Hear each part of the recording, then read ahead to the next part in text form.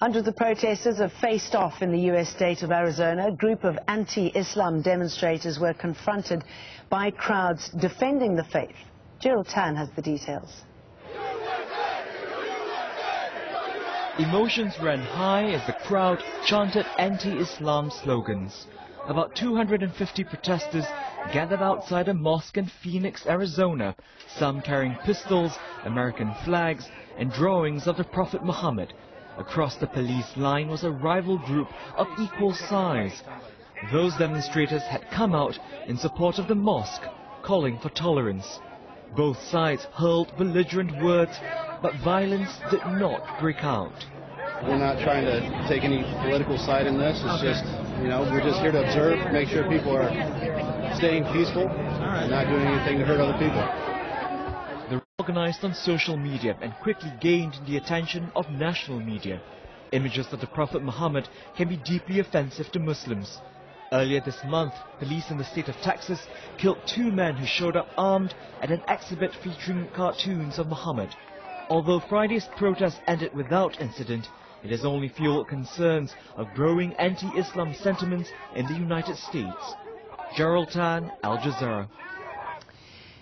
Ibrahim Hooper is from the Council of American-Islamic Relations. It's a civil liberties organization which advocates on behalf of the Muslim community in the U.S. And he joins me now from Washington, D.C. Good to have you on the show, Ibrahim Hooper. What do you make of what's going on at the moment? What does it say about people's fears? Well, I think it's symptomatic of the rising Islamophobia that we're seeing in our nation. Unfortunately, there's a well-coordinated, well-financed group of individuals and organizations promoting this kind of hatred. I mean, this hate rally in Phoenix took its inspiration from a hate rally in Garland, Texas by Pamela Geller, the notorious Islamophobe. So I think we're seeing, unfortunately, a rise in these kinds of things. We saw something that wasn't even reported on national media. A Tennessee man who was plotting to burn down a mosque and a Muslim school in New York in cooperation with South Carolina militia members. He was arrested. Wasn't even covered in the national media. So we're seeing these kinds of things over and over. At this rally, unfortunately, we saw Nazi SS symbols. We saw people tearing up the Quran and throwing it on the ground. So this is really a troubling trend. It has nothing to do with free speech. It has everything to do with intimidation of those who wish to practice their faith in America, like else practices their faith, and free speech is just being used as a smokescreen.